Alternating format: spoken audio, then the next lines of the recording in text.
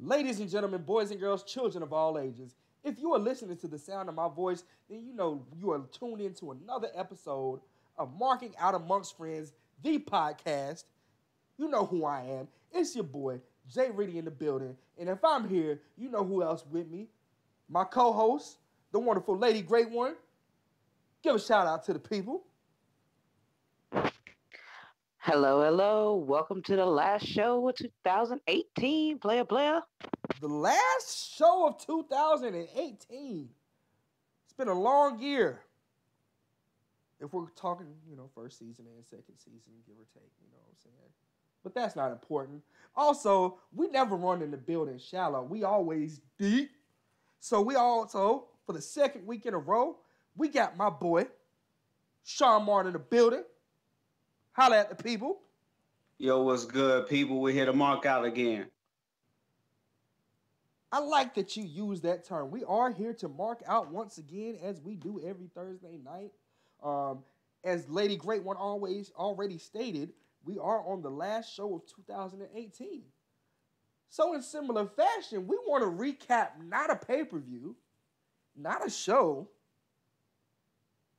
not a week, but we're going to recap this whole damn year. And we're going to give you a lot of who we think that made a huge impact this year. We got a lot of topics to discuss about Superstar of the Year, Breakout of the Year, Female of the Year, Tag Team of the Year. We're going to give you all of what we think was on and popping in 2018. But first, we're going to hit that damn music.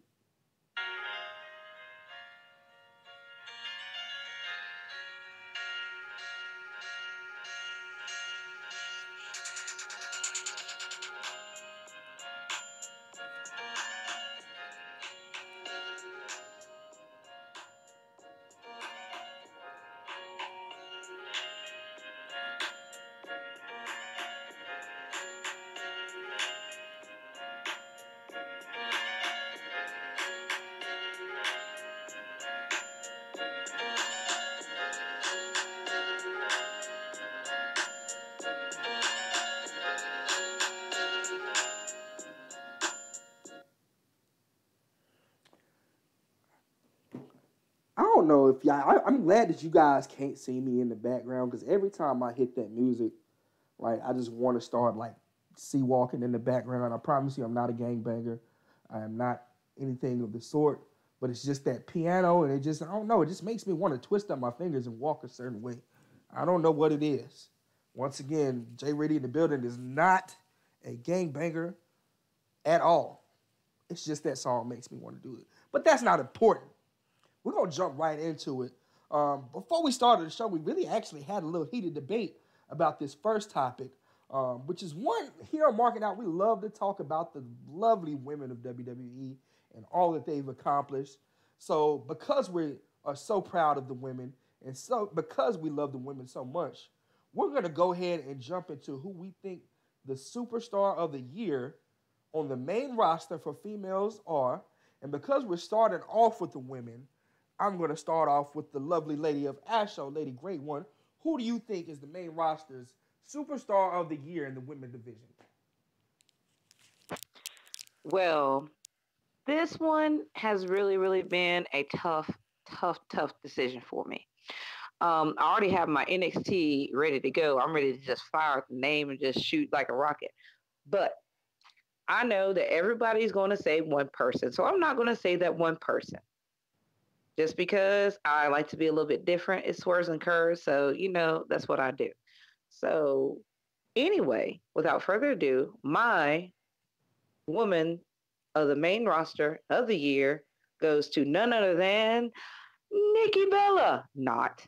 I just had to do that. Just for a little I was about to cut your mic off smooth off right there. You about to be muted for the rest of the show. Swerves and curves. That's why I'm called that. No.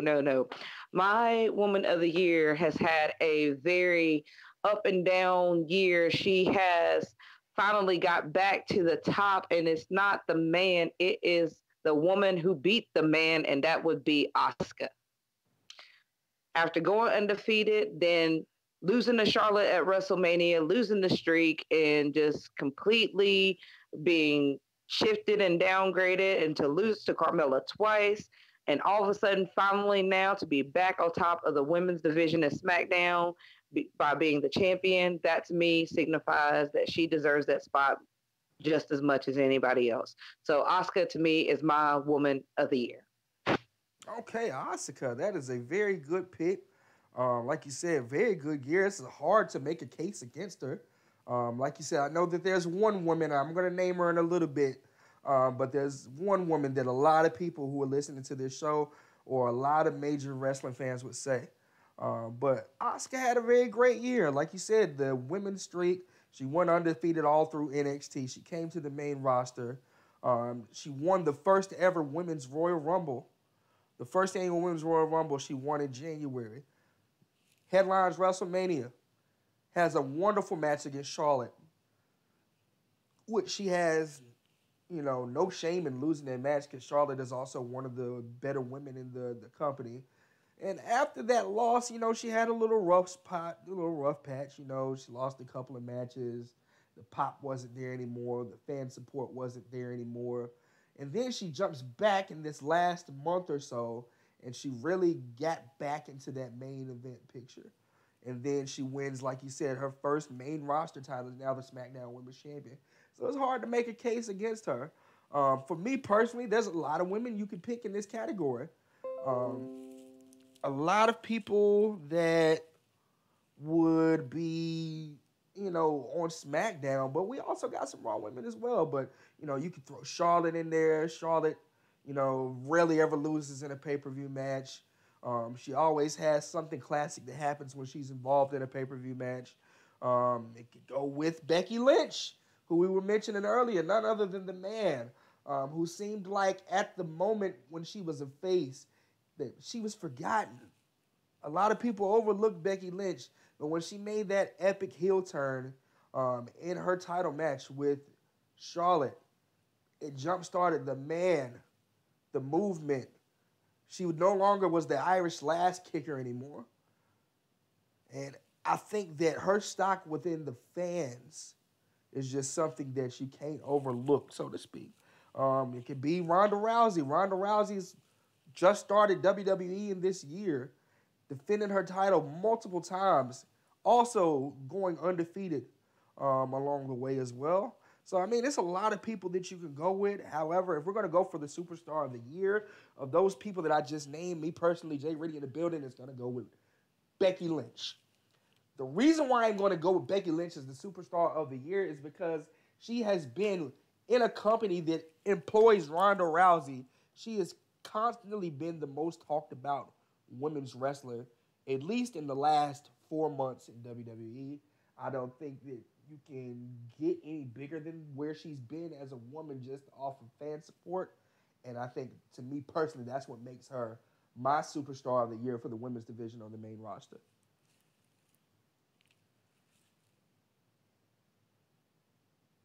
Mr. Marty Mart, you still in the building with us?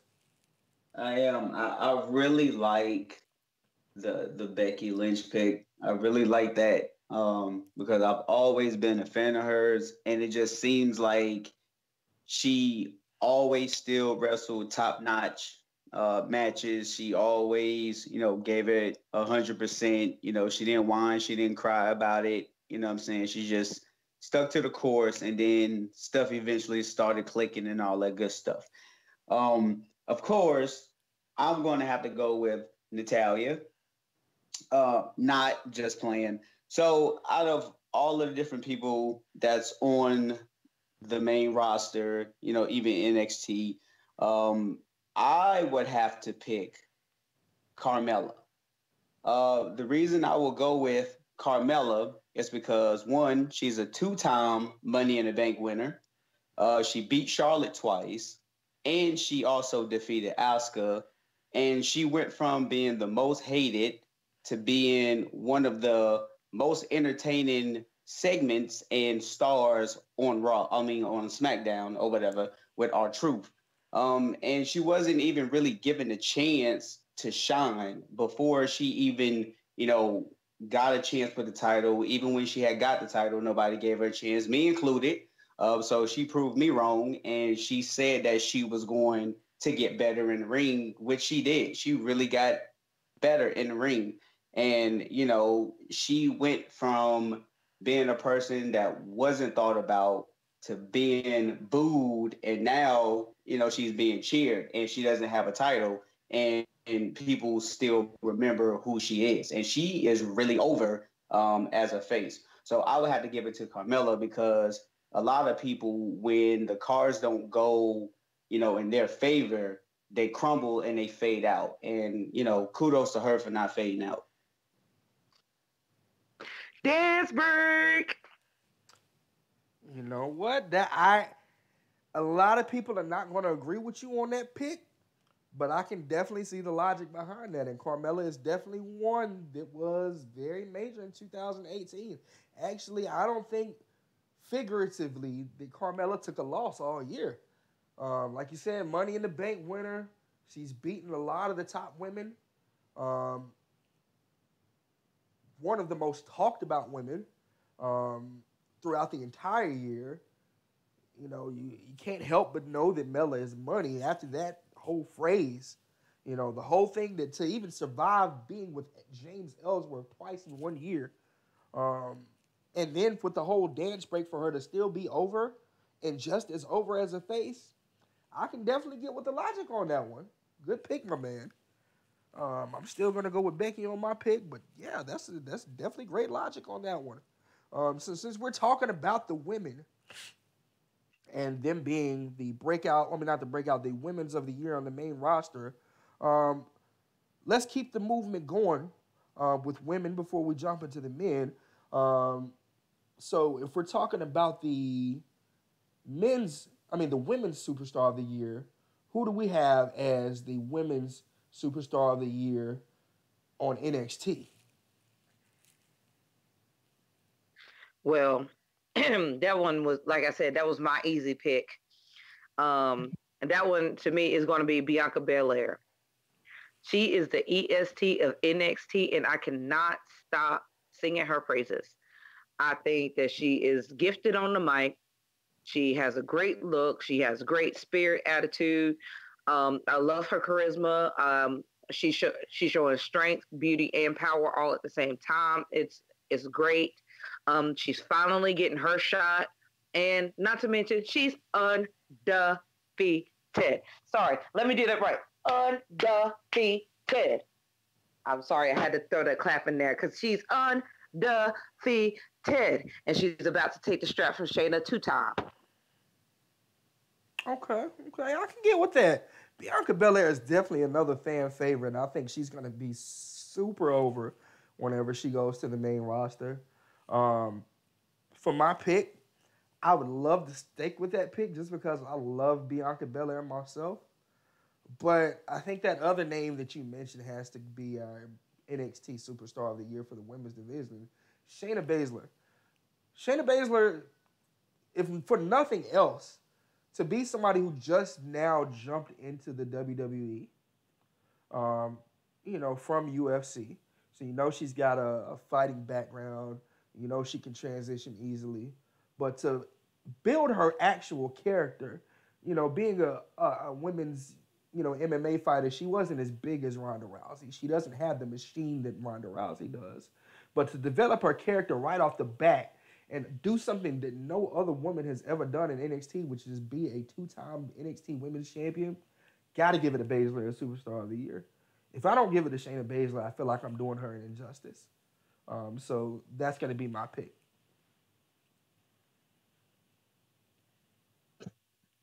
All right. So I would definitely have to agree with both of y'all because those are two solid picks or whatever. So mine will also be the Queen of Spades, Shayna Baszler, because she has a lot that the WWE can work with straight off the back. Most people have to be around. If you can't develop your character or you just can't get it on your own, they stick you with somebody who does get it or has some experience. Baszler is that person that has that experience already, that the two girls that already are coming over with her, she basically already has a stable as an NXT champion. So, once she transfers over to the main roster, the two girls don't even have to stay behind really. They can really just come with her because they're basically a stable already. So Shayna Baszler, she has the athleticism, she has the attitude, she has that demeanor. She's really good on the mic. She comes across very well. So like I'll go with the Queen of Spades. I just wanted to mention for the record, gentlemen, that I was not dissing Shayna Baszler at all. I am a huge Shayna Baszler fan, and y'all know that just as well. But I just had to give it up to Bianca, as her undefeated streak has been very, very impressive. But I'm not taking anything away from Shayna 2 times. I really like Shayna Baszler. I just want y'all to know that. Yeah, I mean, we understand. Nobody's saying you dislike her. I think that it's just that the entity that is the EST is definitely hard to go against.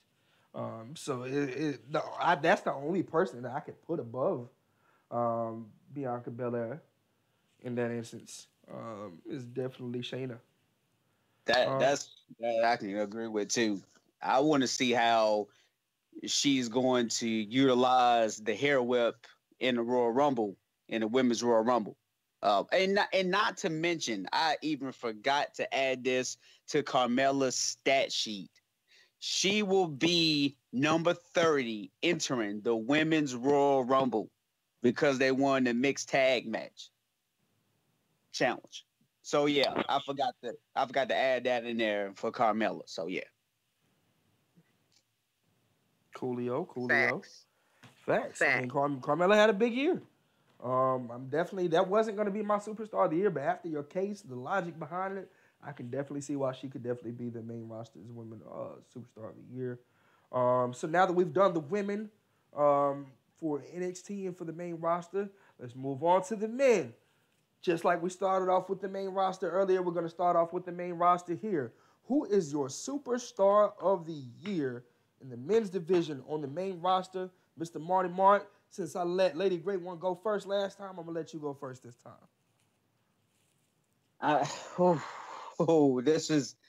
This is a really, really, really, really hard one for me.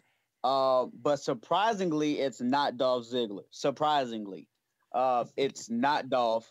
Yeah, if you would have said Dolph Ziggler, I was going to mute your mic too. It wasn't even he wasn't even in the top 10 that I had for this at all. You know what I'm saying? Just being, truthful and straight with it. I know a lot of people. Well, I have a pick and then I have an honorable mention because I want to pick him too. The honorable mention would be Elias, because I feel that Elias has been loved more than he has been hated throughout his whole career being on the main roster on Raw. And it's only a matter of time before they put that title on his waist and the people are going to go nuts. But my superstar of the year would have to be no other than Seth Rollins. Seth Rollins has always remained relevant, whether as a heel, whether as a face, it doesn't matter. Even when he was injured, he was still relevant. People were waiting and wanting him to come back, and he was still a heel at this time. The man is a Grand Slam champion. He doesn't even need a title to put on classic matches, and he doesn't need a title to still be Seth freaking Rollins. Got to give it to Seth. Okay, I can get with that. That's definitely it's hard to make a case against Seth Rollins in any case, especially superstar of the year. If I'm going to go with my superstar of the year, and usually I'm going to go for the one that has the best character, somebody that has some of the best mic work, et cetera, et cetera. And I don't usually pick somebody who could, quote unquote, probably be the best wrestler in the company. But for my pick, Superstar of the Year of 2018 is going to be none other than the world's most dangerous vegan himself, Daniel Bryan. Now, I am picking Daniel Bryan as my superstar of the year for a couple of different reasons. First and foremost, just his return to the ring after being gone for 3 years shocked the world. In the short span, after his in-ring return, Daniel Bryan has feuded with The Miz as a face. He has taken losses.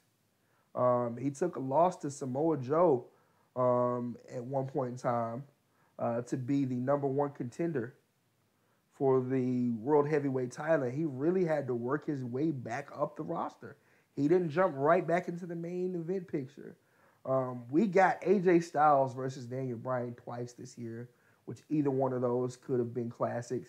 They weren't what we all would have expected, but still great matches in both of them. But he's worked his way up to being a heel and put himself back in the main event picture after being not only just off of TV but for 3 years, but to be disconnected from the fans, and he has not lost a beat. So that's why I'm definitely picking Daniel Bryan as my superstar of the year this year. Going SmackDown. Okay. SmackDown. 2 picks in a row, SmackDown. Well, SmackDown has pretty much been dominant until you said Seth. So SmackDown is really and truly the A show, even though it's not the A show, as they call it. But SmackDown is really and truly the A show. We all know that. But anyway, not to be tooting SmackDown's horn so much, but this one, I really can't say just one. I am going to have to pull a Sean over here and have an honorable mention, because my honorable mention goes to a man who had to leave us very, very early. Hopefully he'll be able to return. I got to give it up to Roman. No matter what everybody has said about Roman Reigns has always been one of the most talked about, controversial, whether it be good or bad, whether it be just the fact that, oh gosh, he's being shoved down our throats, to, oh my gosh, we hope he comes back soon and we hope he gets well. I mean, he's been talked about constantly and completely, and it has not been the same since he's left. Now, in his absence, it's allowed for other people to stand up and step up and really take the reins, literally, and forecast their own shadows on Monday Night Raw. But once again, my pick is going to go right back down to SmackDown. And my superstar of the year, this man has taken more punches to the nuts than I can care to count. Poor Mr. AJ Styles. You come on now. As many times as that man has been nut punched, you got to give him superstar of the year. He was the champ that runs the camp, the face that runs the place, and his nuts were all over the place. I mean, come on now. I wonder if somebody got him a nutcracker for Christmas. That would have been for Shinsuke Nakamura. I think AJ Styles was like, I'm not trying to pay for a vasectomy. Can y'all please handle this in the ring? Wendy. I think he's the first person that's on TV to probably be thinking, please get off my nuts, literally. Oh my God. Man. But in all seriousness, though, I mean, for him to have been the longest holder right now besides Brock Lesnar, and he actually defended his title many a time. In 2 years on SmackDown. Right. And he has done everything that he needed to do, not to mention he just punched Vince McMahon in the face. So anytime you can punch the boss in the face and then live to tell about it, which obviously he did. I mean, come on now. Not very many people get a chance to punch a McMahon in the face. Kevin Owens did it, and Kevin Owens is injured right now, but still, he lived to tell about it. And now AJ Styles has done the same thing after his getting nut punched 25,000 times this year. So superstar of the year for me is none other than the phenomenal AJ Styles. So what you're saying is this whole year for him has been a ball.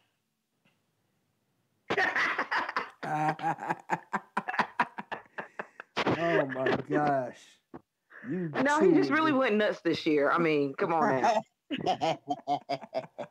Well, you know, he has a very good quality of having very strong testicular fortitude. And that's definitely something, the quality that you would need to have to be superstar of the year. So, yeah, definitely, I'm with you on that AJ Styles pick. So, we are now 3 topics in, or 3 categories in.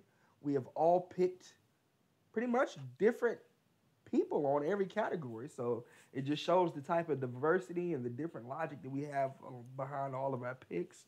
So I like this. I like this so far. Let's jump in right into the next one. Now this one, we've had a lot of good tag teams. Well, first foremost, before we go into tag teams, I'm sorry. Let's go back to NXT because we did do the women's superstar of the year. Let's go ahead and do our men's superstar of the year. Mr. Marty Mart, once again, we're on the topic of our men's superstar of the year, NXT. Who you got? I would have to go. This one was a tough one, or whatever, but I gotta go with Adam Cole. Baby, you can't say Adam. First of all, let me stop you right there. You can't say Adam Cole. Look, and not say baby afterwards. I have that is a cardinal sin. I have people trying to sleep, sir. You could say it very lowly.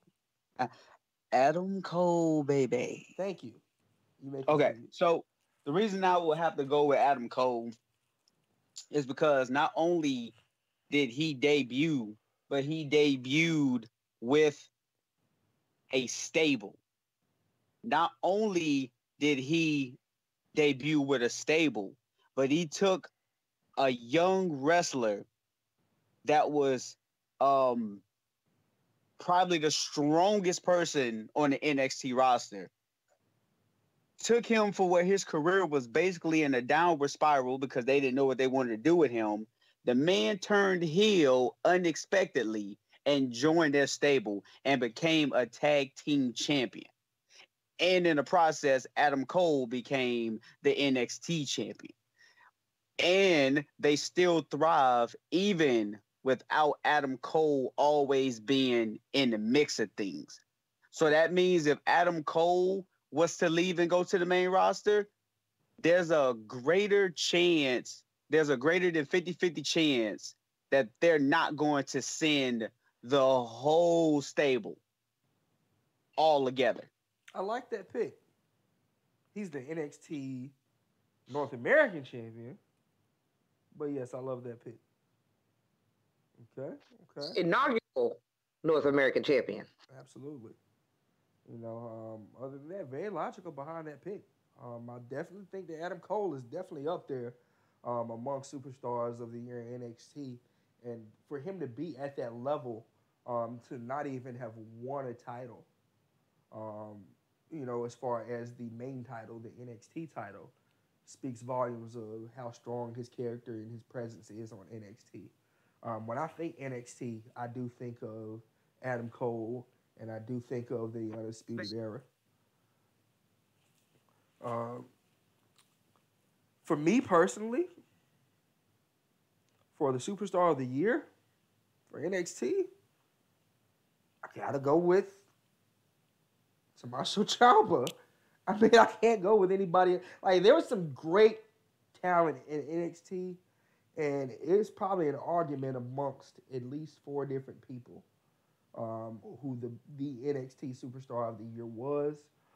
Even among guys who've left and went to the main roster, it's still a strong argument for about 4 different people. It could be Tommaso Ciampa. It could be Adam Cole. It could be Johnny Gargano. Hell, it can even be Dream. But just for me, for Tommaso Ciampa, especially through the first part of 2018, probably was the biggest heel in the company. Not just on NXT. He was the biggest heel in the company. He had a classic slew of pay-per-view matches with Johnny Gargano. Pick one and it could be match of the year. The stories that they told in their matches were just amazing. And then all that to cap it all off with an NXT title win and to still be the NXT champion at this day, to this day, to this day, I gotta go with I gotta go with Tommaso Ciampa. Okay. Wow. So we have an Adam Cole baby. We have Tommaso Ciampa. Um, for me, I don't want to pick the same people that y'all pick. That's the reason why I keep changing my picks. I'll change them mid sentence. I'll change them mid thought. Hell, I'll change them just to be different. To be honest with you. Um, but y'all both made some great cases, and of course, like I want to say Velveteen Dream, but then again, I don't want to say Velveteen Dream because I don't want to be that person who says Velveteen Dream for everything. But I'm going to pick Velveteen Dream because I am going to be that person and because I am that petty. And he is still the spotlight stealer. He is still doing everything that he needs to be doing. He's heading in the right direction. Call him up, Vince. Call him up. It was very hard for me not to pick Velveteen Dream. I just want that to let it be known that Velveteen Dream was probably in my mind up until about 10 minutes ago. As when we were going over these topics before the show, I said NXT Superstar of the Year, Velveteen Dream. This is easy. Like you said, I mean, just his character is the best character probably in the company from a male perspective. The dimensions that he has to that character. Velveteen brings spotlight to every match that he has, whether he's the first match of the card, whether he's the main event, whether he's part of a multi-person match. Velveteen is going to go out there and do something to make you remember him. And it's very hard to go against him, but, you know, just looking at what Tommaso Ciampa ended up doing, that I felt like after thinking about it, I was like, I can't not give it to him. You know what I'm saying? But Velveteen was my pick all day of thinking this until, once again, roughly about 10 minutes ago. Well, actually, my pick was changed as well. I mean, Velveteen, like I said, that was the person who, I ultimately ended up going with because, like, of course, I think that everything that you said was spot on, sir. And, like, I agree with the picks of Tommaso Ciampa. I agree with the pick of Adam Cole. But then the other person who I wanted to say as well, yeah, let me clear my throat. But the other person I really wanted to say is Pete Dunne. I mean, the Bruiserweight. How long has he been the UK champion? Well over 2018. You got to go back into 2017. He's been doing his thing. Exactly. And you cannot say that every match that he's been in has not just made you want to just curl and scream because that joint manipulation, that joke just looks like it. Oh, I can't even think about it without my fingers tingling because it looks so painful. I just want to say that at times when I'm standing at the time clock ready to go home and it's about 2 minutes till time to go home, I used to put my fist to my jaw like I was Pete Dunne. Because I was ready to go the fuck home. I got you. I mean, that's another guy who, like, I feel doesn't even get talked about as much as we talk about, like, Dream or we talk about Ciampa. But I'm just saying, like, Pete Dunne has been a champion throughout the entire year. And he doesn't get the talks as much. Maybe because, like, he doesn't talk very well. Maybe because he doesn't cut a killer promo like the Dream does. Or he's not as flashy as, say, Adam Cole is, or has his own stable, or I don't know. But he hasn't been the topic of conversation as much to me. So I definitely got to give a shout out to Pete Dunne there because, like, low key, he's been, like, killing 2018. Is it probably to a point to where every time we do see him, he's always killing it, so we expect him to always kill it, so it's nothing new? Aha, I see what you did there. It's like to hear oh, Pete Dunne has a match tonight, and for somebody to say, oh yeah, Pete Dunne retained, but you already knew that because he that dude. So if he has a chance that he could lose it, then people would be like, oh man, I gotta watch this match because this might be the night. You know what I'm saying? It's kind of like watching the series of matches that Braun Strowman and Brock Lesnar had with each other. Because you just saw parts in the match to where Braun had his number. But somehow Brock just escaped with like the smallest margin. But you know what I'm saying? It made you more invested in seeing them fight again because of how close he came the last couple of times. But nobody comes close to beating Pete Dunne. That's the problem. Factuals. He's the bruiserweight. The only person that gave him a run for his money, the last that I saw, was Tyler Bates. They had classic matches. They've always had classic matches. Okay, no problem. Wonderful. All right, so we're going to jump right into the tag team portion of the show. We've done our Superstars of the Year for NXT and the main roster. We've done our Women's Superstars of the Year. Let's shine a little spotlight on the tag team division. Now, on the main roster, once again, if we're talking tag teams and we're talking SmackDown is, once again, my pick is going to be a SmackDown team. I'm just going to let you know that right now before I get into the announcement. I'm going SmackDown 3 times in a row. Personally, I'm going to be a little biased in this pick because I met these guys this year. Yes. I have a signed SmackDown Live Tag Team Championship from these guys. I have a picture with these guys with my nephew, with all of us wearing their shirts. Of course, I'm talking about being a fan, not just today, but I've been a fan since that day one-ish. You know what I'm saying? If I'm going to go for my superstar or my tag team of the year on the main roster, there's no other tag team that I can pick other than the Usos. Now, the Usos have been in the WWE for a very long time. They've been in for, it seems like, at least a decade. I remember when they debuted with Tamina, and I remember when they came in and beat the holy high hell out of the Hart Dynasty at the time and did triple splashes off the top rope. And I was just like, oh my God, these guys are great. And then they spent years being on the lower card, not really getting a lot of tag team title opportunities. Even though that they were very good. But 2018, and really 2017 too, but in 2018, these guys found their niche. The day one-ish turned to the Uso Penitentiary. These guys held rap battles.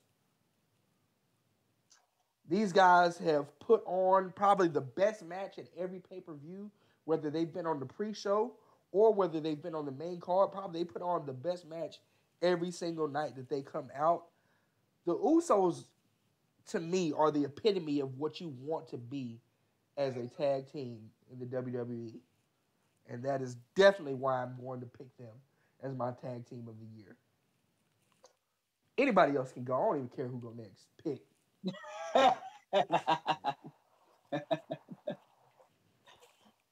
Lady Great, if you would like to. Well, I mean, it's hard to argue with the man on this one. Hands down, to me, Usos. Simple. He already said all the reasons. All I got to do is just agree. I would have to disagree, only because we can't just all agree on this one. They can't just skate away unanimously like that. I mean, you could. It wouldn't be interesting, though. I mean, let's go with Sheamus and Cesaro. So you're gonna go for the bar. Now consider this.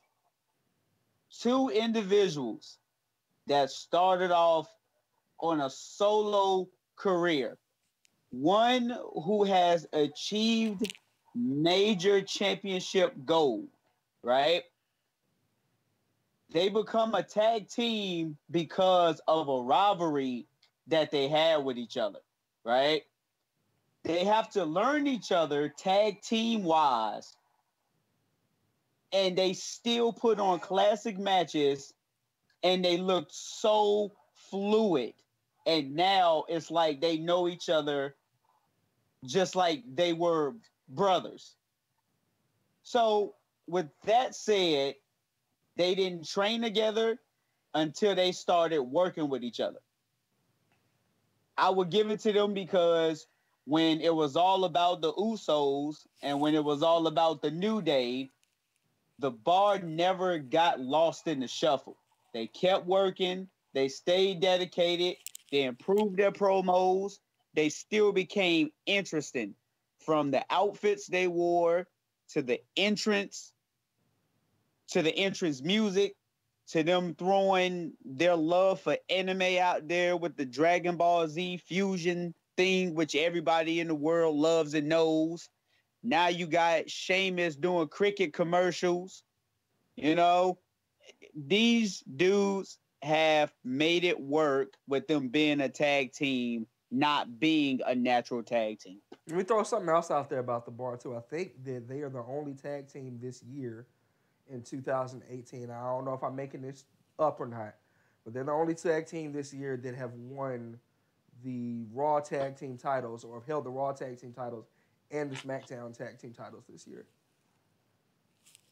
That would be a fact because I don't believe that anybody else had won gold on both shows because the New Day was already over on SmackDown, and so were the Usos when the Bar came. So I believe you are correct. Yeah, so the bar is a legit pick. I like that pick. That would have been the only other logical one because I mean, I'm so sick and tired. I didn't want to say the New Day.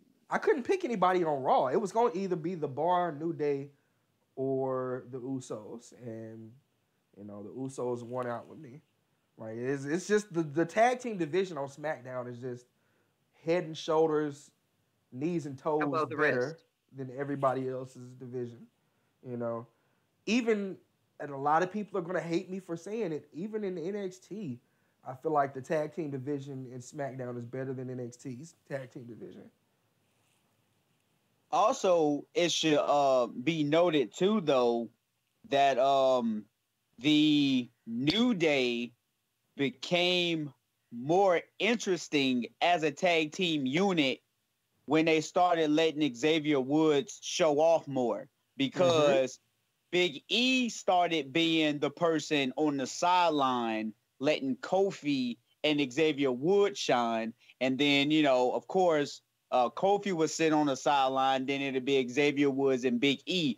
But it hasn't been Big E and Kofi with Woods on the sideline in a very long time. So I just want to point that out because that made their tag team unit as a trilogy, even more impactful because Woods is now getting to show off. Absolutely. I agree with that. And it's one of those things where a lot of people wanted New Day to break up this year. A lot of people say that they've achieved all the success that they can. But people got to realize that, the tag team division is not just about title wins. It's not just about the matches. It's about, still being talked about in the tag team division. No matter where the New Day goes, they're going to be among the top guys on any show that they are on. And just adding, like you said, Xavier Woods getting a lot more shine now. We see him doing the springboard or the rope walk elbow as his finisher now. He was already doing the eat defeat. We see him doing the dive-in DDT from the apron. Xavier Woods has always been known as probably the best talker in New Day, but now he's showing everybody exactly why he's the complete package. And if New Day ever does break up, I think that Xavier Woods is somebody that's well-deserved to get a singles push. A lot of people would pick Big E to be a world champion. I'm not even saying Xavier Woods needs to necessarily be a world champion. He could be a mid-card champion, but he definitely has shown why he's deserving of a singles push as a single star. So New Day definitely has a lot of dimensions. That's what definitely makes them great. And hold up, before we finish on this conversation here, and you want to talk about the New Day, there's one more fact that neither one of y'all failed to mention. As of July, New Day became the number one longest reigning faction in all of WWE history. Nobody Nobody has had a faction for as long as they have. They are at 4 years and counting. I repeat that. They hit their 4th year together as a stable. Not the Four Horsemen, not the Freebirds. I mean, Uso's been down since day one. I mean, so that really doesn't count because that's not a faction. They're not a stable. They're twin brothers. They've been tagging all their lives. So, I'm sorry. I had a text come through right there. I had to hear that because it caught my attention, caught me off guard. But still, the longest reigning faction in WWE history, and I mean, and they're still going, and they've won multiple championships. So definitely have to give a shout out to the New Day for that and for that alone. And I'll not to mention also this was Xavier Woods' first pin that he got in 2018 after being a faction for as long as they have. Wow. And I think that Kofi Kingston, I believe, also became the longest collective reigning tag team champion in history, in WWE history, if I'm not mistaken. That is correct. And I just want to point out something else too. That if another person that really could have been in that whole superstar of the year, I would have to put Kofi in that list because Kofi was in a program with Randy Orton and he was red hot at this time. After that feud with Orton, his stock dropped down very low, and he was not at the same level he was at when he fought Randy Orton. For that man to come in this stable and for them not to know exactly what New Day was going to turn out to be, and now he's, healthy, he's not injury prone, he's a champion, one of the longest reigning champions, hasn't been suspended for, drug abuse or alcohol abuse. The dude is a class act. Like he is a class act and a model, of what, you would want to see from any kind of superstar, not just an African-American superstar, but any kind of superstar. You know what I'm saying? You can't put anything bad on this man. Factuals. All right, so once we did the main roster for the tag team of the year, I am going to say that we're going to jump right into the NXT tag team of the year. This one for me was a lock. As soon as I said it, when we were talking about this topic earlier, I already knew who I was going to pick. I'm not changing at all. I haven't rethought it once.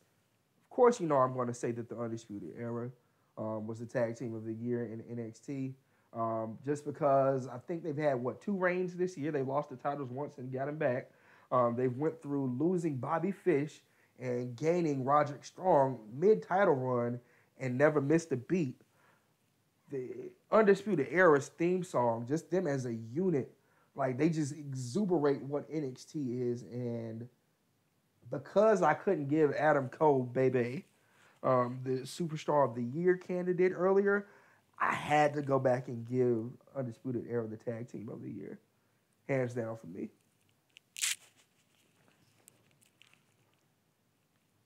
Mr. Mark? I'm tossing it to Mr. Mark. I would just have to say Undisputed Era. For one, I just love what they do. I love how they do it, the attitude that they have. They just make you want to watch them.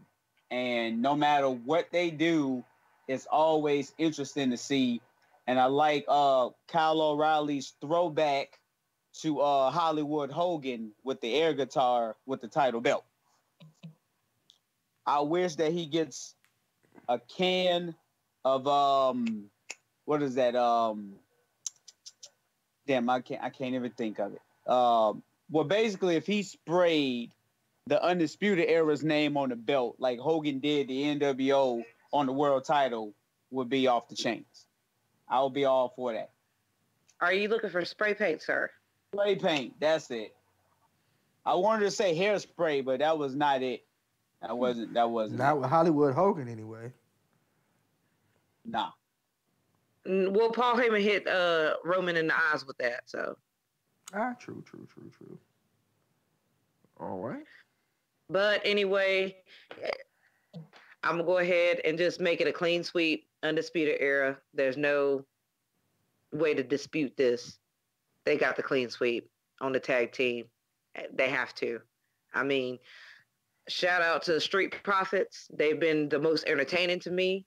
Shout out to the War Raiders who came in and they done their thing. And by the way, yay, I got a follow from one of the War Raiders. Yay, that's cool. I'm liking that. I'm digging that.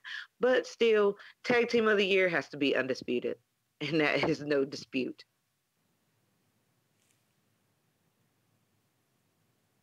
Okay. All right. So moving right along to our next category. So we've covered the main rosters tag team of the year. We've also covered the main rosters superstar of the year, as well as the women's superstar of the year. We've also covered these categories in NXT as well. So now let's jump into some more subjective topics. Be a little bit more difficult to make it to just men's or women's. You can pick any gender in this one. Hell, you can even pick a tag team. If a tag team fits the mold, you can pick them as well. So with this one, I'll leave it up to either one of you guys. Whoever wants to go first, give me the breakout superstar of the year 2018. Ladies first. Well, I appreciate that, but well, it's hard to knock a champion. It's hard to compete with greatness. It's hard to say that hands down the breakout star of the year can be argued against Ronda Rousey. I had to say it sometime along. Y'all knew it was coming. I mean, for her to make as good of a transition as she has, to coming out on WrestleMania with The Rock and putting Triple H in a judo throw, hip toss, whatever you want to call it, then coming out again all these years later and getting her first taste of the spotlight after stealing the spotlight from Asuka in the Royal Rumble, after announcing that she was officially coming to WWE. And then the match with Stephanie and Triple H with her and Kurt. She did her thing, to having some of the greatest little adjustments. Let's just say it like that. Because like you could tell she was still kind of weak and she's still trying to get comfortable. She's making adjustments. She's getting better and better in the ring all the time. She's getting better and better on the mic. Yeah, some people still don't like her on the microphone, but she is writing her own promos and she's starting to deliver them a little bit more fluidly. So I have to say, breakout star has to be Ronda Rousey. Okay. I think I'll go ahead and jump into this one as well. It's hard to argue with Ronda Rousey, like you said, for somebody who not only just got to the main roster this year, but pretty much just started wrestling. This is her debut in professional wrestling, period. And to come in and win the NXT title against a lot of what fans would have wanted for her. We've seen her grow in front of our eyes. Her promos, like you said, have gotten better. Her matches have gotten better. She got a great match out of Nia Jax with a lot of women couldn't. So a rookie came out there and put a better match on with Nia Jax than any of the four horsewomen that I've seen that have fought her. So she definitely gets a kudos for that as well. However, for me personally, if I'm going to go for my superstar of the year, which I think a lot of people would agree with this, I'm going to go for Mustafa Ali. Mustafa Ali has spent the majority of his time as being an unsung guy in 205 Live. There was always the Cedric Alexanders we were talking about. When Enzo Amore was there, we always talked about Enzo Amore. We always talked about the now former WWE superstar, former king of the cruiserweights, uh, as well, and it was just it's hard to make a name for yourself amongst all of that talent. So he definitely went unnoticed. A lot of people would say, me personally as well, was like, I like the guy. I really love his finishing move, but, you know, nothing special about him. Fast forward to the beginning of 2018, he and Cedric Alexander put on a clinic at WrestleMania. And he really showed everybody what he was capable of. For him to be a guy of Muslim descent and openly um, Muslim, like he's open with it, and for also to be a face the whole time when he's open with this, to show what he can do as far as cutting promos, to having some of the best matches that 205 has to offer, to now fast forward to the end of 2018, he makes his main roster debut, has a championship match, not a mid card championship match, but has a world heavyweight championship match with Daniel Bryan and hung with him. And then the very next week at a tag team match, picks up a victory over Daniel Bryan. I don't think that anybody, other than Ronda Rousey, of course, can say that they made that much of a rise in their stock in 2018 as Mustafa Ali. Not only now that I'm saying he's the breakout star now, but I think that he could potentially compete for one of those other categories that we spoke with earlier in 2019. I know we haven't gotten to that category yet. We'll speak on that in the end. But he could definitely be one of those guys to be on the lookout for to be a champion in 2019. True that. True that. And he mine didn't. may be, I'm sorry, I mine didn't mean to may cut you be a off. shocker. Mine may be a shocker here, but I will have to go with The Miz. Um, The Miz somehow getting his wife to come back was magical. The whole Hollywood thing, the whole, Marine movies and all that other stuff, the whole Miz TV thing. Miz TV became a must see. Like he says, he is must see TV.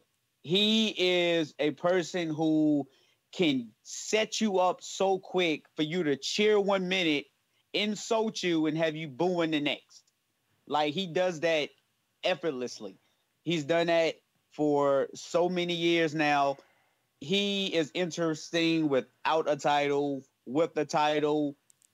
He has all the mannerisms to be a heel or face. He can be either or.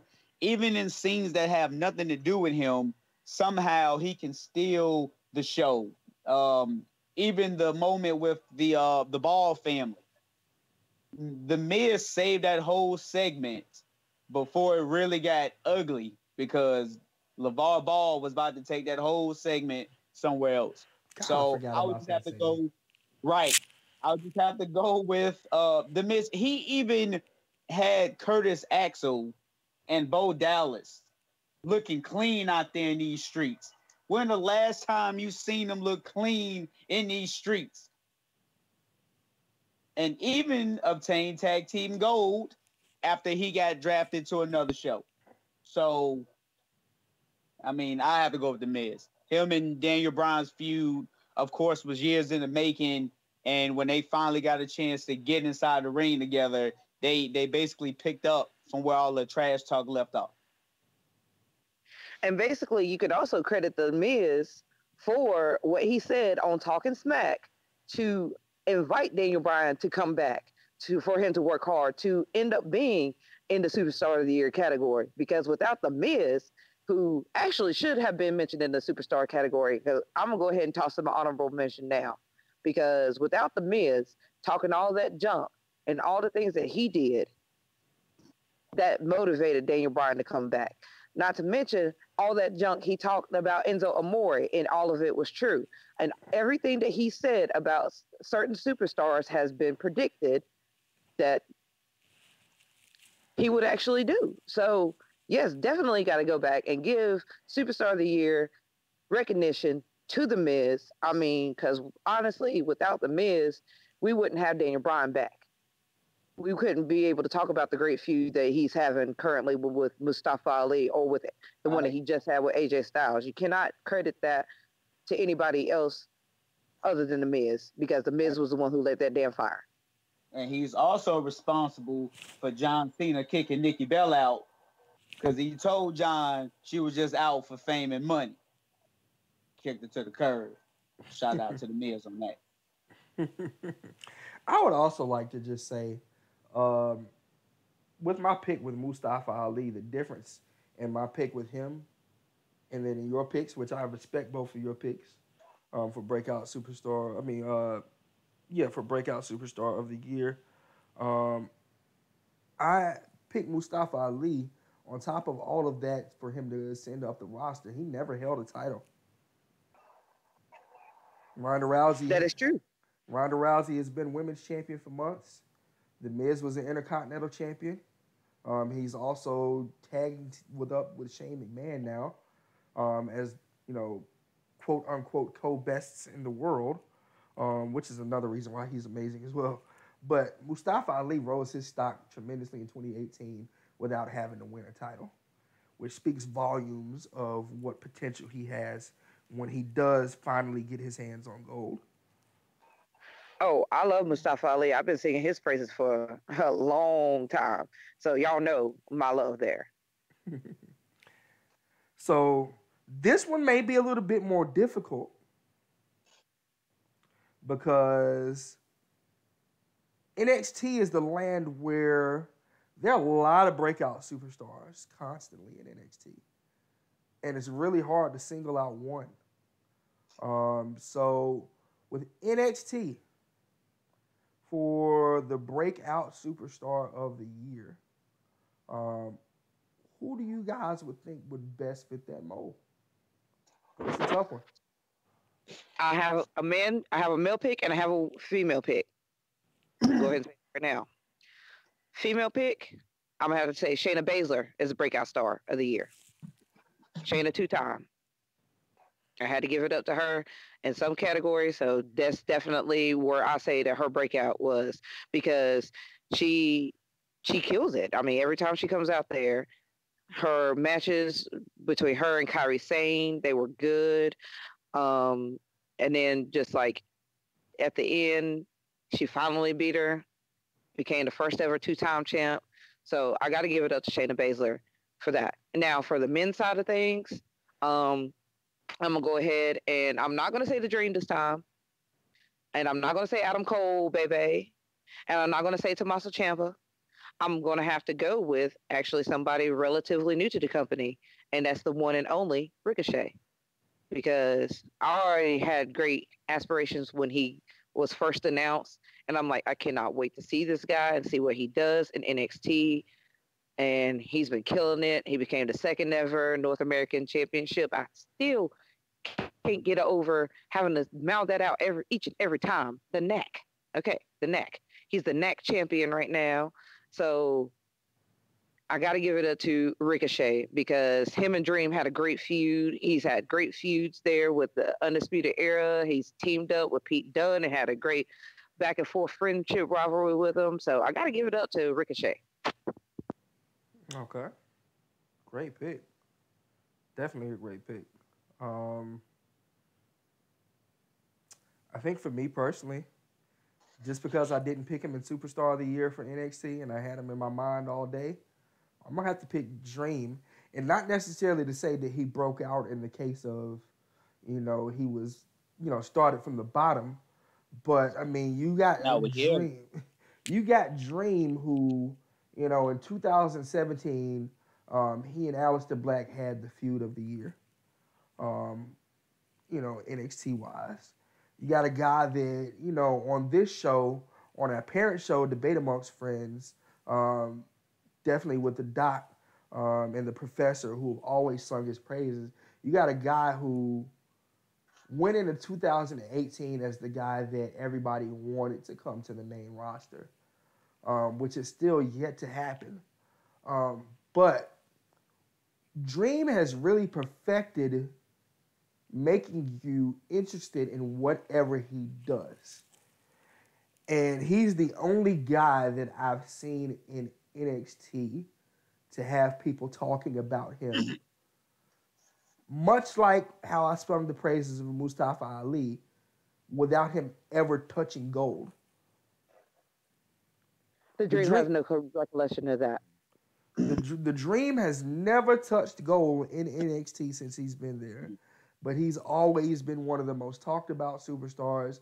This year, you've heard people like John Cena say that he's the future. You've seen multiple other guys on the main roster say the Dream is the future. You've seen a bunch of different noteworthy outfits that he's came out to, even dressed like Hollywood Hogan, dressed up like a boxer when he came out to fight Cassius Ohno, and even knocked him out, at least for about 8 or 9 seconds. So, I mean, the Dream has probably nailed coming up with a gimmick and really shining in that gimmick and that character better than anybody that I've seen in a number of years. And I think that's what makes him my breakout superstar of the year for NXT. All right. So my two are very biased and really don't have much logic to it. It's just biased. Because he Ricochet. No, Ricochet. I met him at a WrestleCade. Met him and his girlfriend at a WrestleCade, and I had the privilege to see this man wrestle live. And the hype is real about this dude, and the guy is amazing. I mean, I can't say much more than that. And plus, I've already said Adam Cole, baby, already, so I don't want to do Adam Cole twice. And then, of course, the women, hands down, is biased. I really don't have much of a reason. I met her, too, at a WrestleCade, and she's fine as hell to me, Mia Yim. So, best of luck. I'm glad she finally got a contract with the WWE. Okay. So, we've covered our breakout superstars of the year. We've covered our superstars of the year. We covered our tag team versions of the year as well for both the main roster and NXT. So now, before we close the show out, 2019, we want to see who do you think is going to make a huge impact that maybe didn't really get a whole lot of spotlight in 2018, but for the future, who is the future of WWE in 2019? And this is not going to be subjected to just NXT or the main roster. We're just going to see who do we think is going to have the biggest year of 2019. Mr. Marty Mart, I want you to give me the first one. I'm going to have to go with AJ Styles. I do believe that his 2 years being on the SmackDown brand, he has achieved a lot of things and he's done a lot of things. But there are 2 things that he has yet to accomplish. Well, actually, numerous things, but 2 things that definitely stick out. One, he has yet to become a tag team champion with somebody. And the second thing, he has yet to become Intercontinental Champion.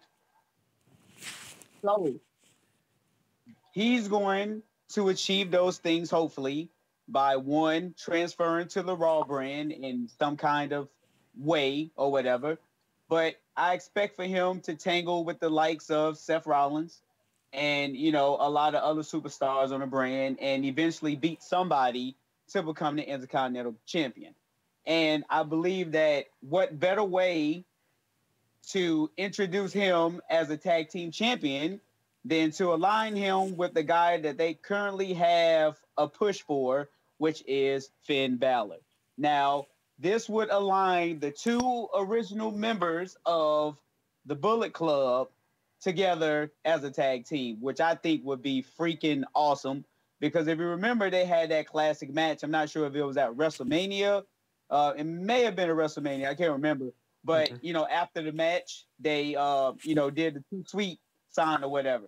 So, I mean, what better way than to have AJ Styles transfer to Raw, And he doesn't even have to be necessarily the top superstar. But I believe that a new landscape, fresh talent, fresh matchups, like AKA the McMahons were saying. I mean, what better way to kick that off? Okay. I can definitely get with that one. Lady Great One, who you got for us? Okay. So, with these new rumblings of these new superstars coming to the main roster, I definitely see potential in one person, and I have a feeling that one Mister EC3 is going to be huge, no matter what show he ends up on. He can be a great heel. He can be a great face. He already has a great look. He has a great character and persona already about him. There's tons of people that I can't wait to see him in the ring with. I can't wait to see him in the ring with Drew McIntyre. I can't wait to see him in the ring with Samoa Joe. And yes, granted, he may have fought both of them when they were in NXT Impact Wrestling, whatever the hell the name of the other company is, that is irrelevant because of the fact that they keep changing networks, and I don't really know anybody who really still follows it. But anyway, I digress. But I can just see EC3 being in great feuds, and not to mention one of the biggest feuds that I want to see him in is with John Cena. If Cena has the time for it, we all know he's Mr. Hollywood hating on The Rock for what he was doing, but now he's doing the same thing. But I digress again. But I see a lot of big things happening for the top 1%er. And I am heavily, heavily hoping that I'm not going to be disappointed. And there's also two very, very strong honorable mentions here that I got to give up. The first one would definitely be to Mustafa Ali. As we've been saying before, and as I say it again, looking to see that this man is the future, to show that a foreign person does not have to always be a heel, especially one of Muslim descent, to show that he can be over as a face. And I mean, and he is a great one at that. He cuts incredible promos. He's incredible in the ring. He sells very well. I mean, I'm just ready to see what the future holds for that man as well. And then last but not least, I'm gonna go ahead and wrap it up and make it quick. There is one female that was involved in one of the biggest storylines in all of NXT, and actually one of the best storylines that has been on any roster in a really long time. Nikki Cross. I'm anxious to see, is she going to go back to Sanity? Is she going to be by herself? Is she going to be on the same show? What's going to happen there with Nikki Cross? I'm just really curious, because if she can break out and truly, and let her do the same crazy things that she was doing there, let her be the one to know a big secret and do that whole thing all over again, that's perfect. I loved it so much. I wouldn't mind seeing a repeat and freshen things up a little bit more and go even more in depth. But I have to see what in the world is 2019 going to hold for Nikki Cross. Okay. Well, in my mind, I definitely was going to go with 2, but you gave us 3 in that instance. So definitely, I think that there's 2 people that I wanted to say that are going to have a big year in 2019. I think that my first pick is going to be none other than Mr. Drew McIntyre himself. I haven't really picked a lot of Raw guys this year, but I think that Drew McIntyre has shown his ability to be a top heel this year. Since his return to WWE, he's shown his ability to regenerate his character. He's rejuvenated his character, much improved his talking. He just looks like an absolute beast whenever he comes out. He's just somebody who, you wouldn't want to catch that man in a dark alley at night. And I think that he is destined to be a world champion in 2019. So that's definitely going to be my pick to, have a big year in 2019. My second pick to have a big year in 2019 is also going to go to a current Raw superstar. For a lot of the exact same reasons why Mr. Mark picked his pick earlier, I'm going to go with Seth Rollins in this picture. Now, we know Seth Rollins already had a really big 2018. He rose back to prominence and became more so of a people's champion than he was prior. He had kind of fell off the wagon a little bit after his injury and has been really working his way back up. At first, when we first started thinking Royal Rumble last week, I was thinking that Drew McIntyre was a lock, either him or Braun Strowman. But I'm thinking that with WWE, they like to throw us curveballs all the time, curves and swerves. And I think that Seth Rollins is, in my opinion, probably going to be the guy that's going to win the Royal Rumble. And I think at WrestleMania, Seth Rollins is going to pick whoever the SmackDown Live World Champion is, and is going to go after them at WrestleMania. So potentially we could see a blockbuster match at WrestleMania of either Seth Rollins versus Daniel Bryan,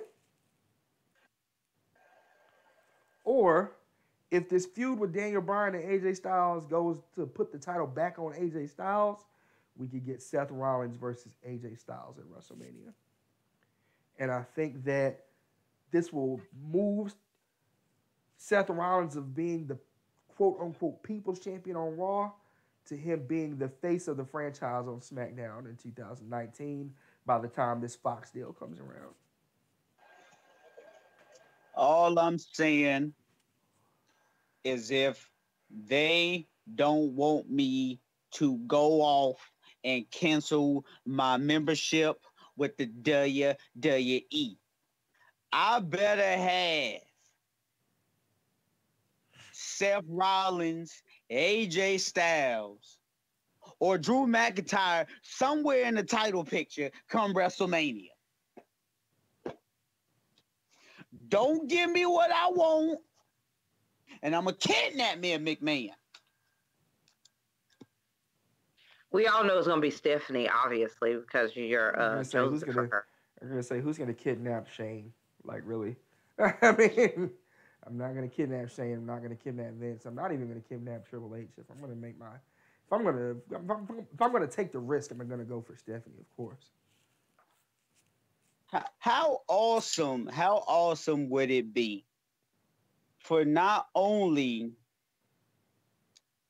Jinder Mahal to have gone through whatever he went through in his career to finally win major gold, for Drew McIntyre to go through everything that he went through, could have came back to the main roster, but decided he wanted to go to NXT and earn his spot on the main roster to get back to major gold.